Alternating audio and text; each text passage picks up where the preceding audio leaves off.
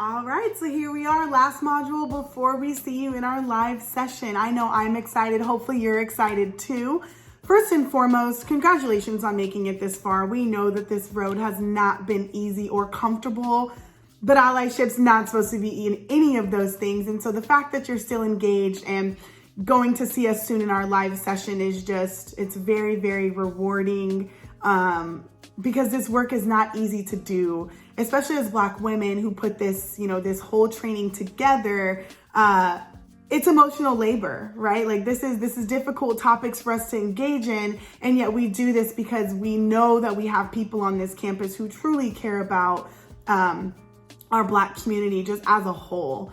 And so from this point, we hope you've been able to identify what type of ally you are currently and where you want to be. And so your final live session is really going to be geared towards creating a personal action plan.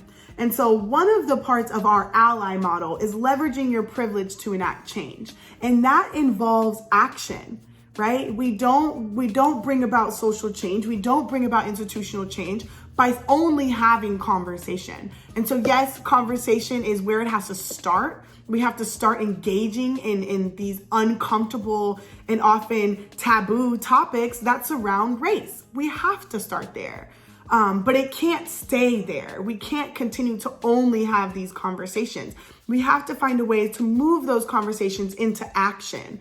And so a part of becoming an ally, again, is leveraging your privilege. And so those of you who do have privilege on this campus, whether that be through your titles, your roles, whether that be your skin color, so having white privilege where you're more likely to be listened to in a lot of spaces, especially when you're talking about privilege and oppression. When we talk about it, it's often personalized in public spaces like, oh, that's just Shantae's experience, and oh, that's just Wendy's experience. But ultimately, these are very real things. These are very real, tangible, proven through research, things that we have discussed throughout this training.